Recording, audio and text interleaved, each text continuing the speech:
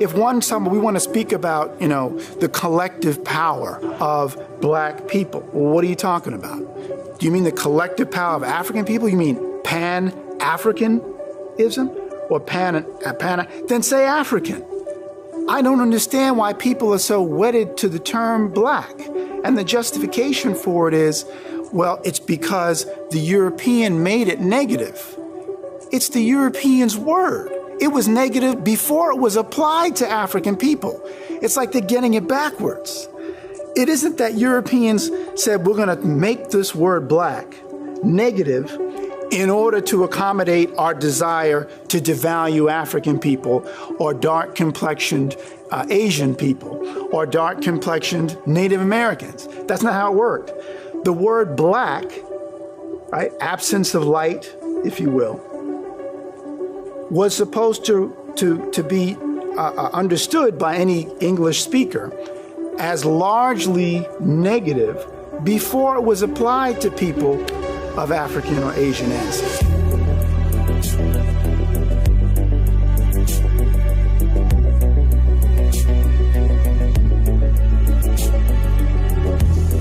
Dr. Akbar, the prominent African-American psychologist, often talks about one of our issues is that we have become, and we meaning people of the African world, whether it's the continent or more especially within the diaspora, so-called black folks, are very reactive rather than proactive, which means that if this individual is calling himself white, we're going to react and call ourselves black because we're the opposite. Not really understanding that we're not exactly taking a step in the right direction because now, as I like to say, given all the linguistic and cultural baggage of black, you are trying to push an elephant uphill on roller skates.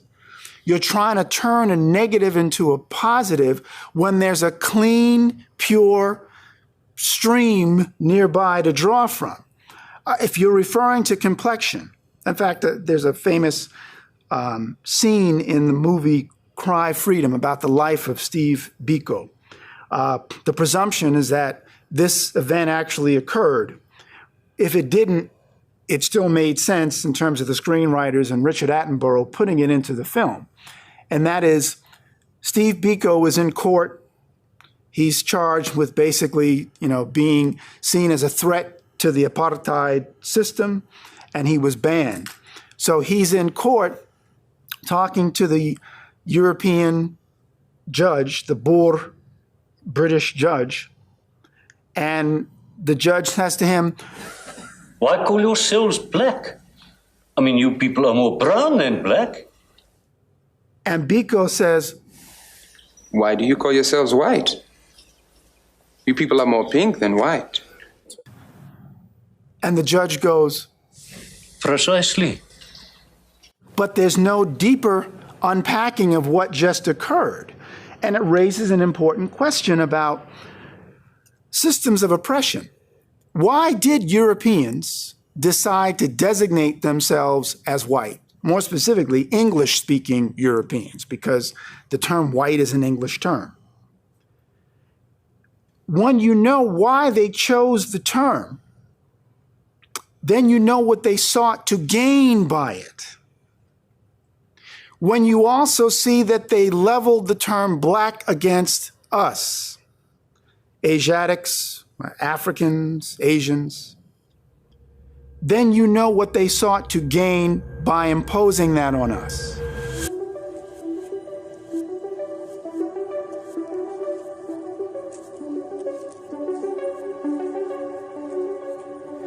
But why the need to fixate on black? There's the work of a Harvard psychologist who I believe is of East Indian ancestry. Her name is Dr. Banerjee. And her work on looking at the implicit association test, which is used by psychologists to look at implied bias or biases that exist, She recognizes what are often called mind bug, or she coined the term mind bugs, which are culturally imposed perceptions of reality. And the dominant perception of reality for those of us who speak the English language is when you say black or use black, its dominant use is negative. Black magic, black night, black death, right? And to try to overcome that is very difficult. Now, this is a Harvard faculty member, psychologist, prominent psychologist, who's pointing this out, and she calls them the mind bugs. Now, part of what people can do, you could say, well, you need to get people to stop thinking of black as something negative. Okay, that's all right, but in the context of, do you want to fight that battle, or more importantly, should you be fighting that battle? Because you're still reducing yourself again to your pigment, and you're not looking at yourself in the context of a larger history. And if you want to, like I said, if you want to speak of we as highly melanated people, or we as NUC, or we as I would say, people of predominant African ancestry, that makes more sense to me. I'm just saying. So when I looked at what Drew Ali was trying to convey, and did convey, obviously, to those who heard what he was saying, back in the early teens and 1920s in particular, that you are not black, you are not Negro, you are not colored. Just on a psychological level, I can see the value. I haven't even gotten into what the value and importance of what he was saying by having folks reject calling themselves Negro, black, or colored, because that's a whole nother issue. I just got into the psychology of it, right? That's why people, confuse. I've often thought of this.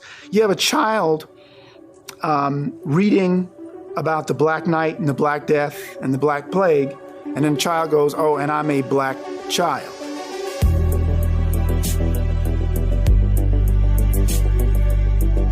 What Benaji and others, Eric Heyman, who's another social psychologist who's talked about this issue of implicit bias and its roots not in the individual mind. Part of the perspective on this is many psychologists are now trying to figure out why is it that police tend to shoot quote unquote black men at the rates that they do. And is it because the individual police officer is overtly racist? And what some of this psychology is now suggesting is it may not be a sense of overt racism, but rather the culturally imposed racism, what people used to call national character, how nations see themselves as a result of their particular histories and experiences. So, like I said, Drew Ali, just in terms of saying you're not Negro, black, and colored, was getting people out from under that weight of the negativity associated with blackness. And for people who say, well, it's better, the same person would not allow you to call him a Negro. But with all due respect, Negro is the same thing as black. If I'm speaking Spanish, it's negro. I'm going to call you Negro, right? So it doesn't make any sense. Yet, again, more is a reference to a people, to an empire that covered a geographical location. The Moorish Empire at one time was from the northwestern part of the Maghreb or North Africa all the way down to the Senegal River and as far east as the border of Egypt. That's part of what, and I'm just talking about what we know as the recognized Moorish Empire in terms of international and diplomatic history and relations. So we can say that covers a wide swath of the African continent. That would include Africans of various hues, people who would be darker in complexion and others who'd be lighter in complexion. And the primary sources from Duarte, Portuguese travelers, and Azrara and English sources all affirm that the term Moor was used for people of African ancestry. Later, the term blackamoor is introduced, but it's part of the development of the kind of pigmentocracy direction that exists. Within the English language, just as in other languages, there are different ways to translate something more accurately. So, and one of the examples I've often used is the difference in Spanish.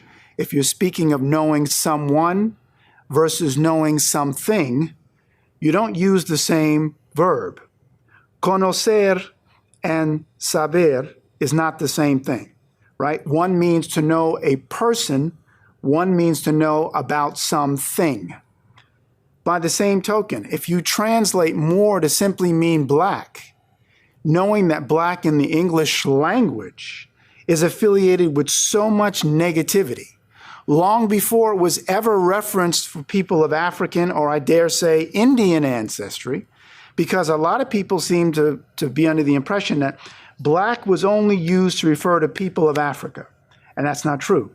Black was, and in some cases, is still used to refer to people of Asia by Europeans.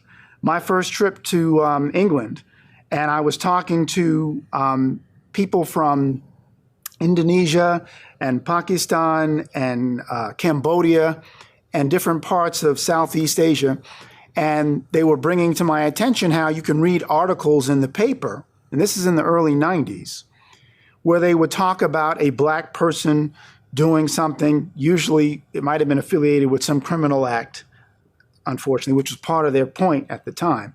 But they were saying that the term was used to encompass them. And there was a debate between the younger generation of these people from Southeast Asia saying, well, we'll use the word black. I mean, people in the Americas have a black pride movement, and you know, there was black consciousness in South Africa. And then there were those who were elders who were averse to it. They didn't like it because they said, you don't want to be encapsulated simply in a color, because now the emphasis is simply on your color and not on your culture. So they said, well, they saw the value of, meaning the young people saw the value of trying to use a new hip kind of term, if you will. But the elders said no, because what that's doing is reducing your value, because in the English language, black is largely associated with a bunch of negativity. And just like Richard B. Moore said in his book from the 60s, the term or the word Negro, its origin and evil use, he made the same argument. Why you shouldn't use the term Negro? Well, guess what? Negro is Spanish for black. So folks went from Negro in Espanol to black in English, but it's still the same thing. And I literally mean thing. So defining yourself by an ethnicity or a nationality clearly would make more sense. And when the late, great political scientist Ali Mazrui, who was known for doing a series back in the 80s on Africa, he was Kenyan born. He actually said, black people are the only group in the United States that is designated racially as opposed to geographically, right? Or nationally. And this is part of the problem, right? You have, and that's why I've said to people all the time, why don't we speak of yellow Americans, right? If we're going to use the color nomenclature, use it across the board. Just use it all the time. But if someone will say, well, I'm Irish, I'm German, I'm black, and they're running through their lineage, and I'm going, all right, Germans come from Germany, the Irish come from Ireland, black, what is that? At least, well, I don't, because we don't know where we're from. You can at least say Africa. At least say Africa, right? At least say African. I know I have some African answers. And now in this day and age, you can even do an Ancestry.com test, and they can tell you right, what part of Africa, what ethnic group or nation or so-called tribe one is from, right? So the value of not identifying with Black is it compels you to be more specific in identifying culture, knowing your geographic origin, knowing your history.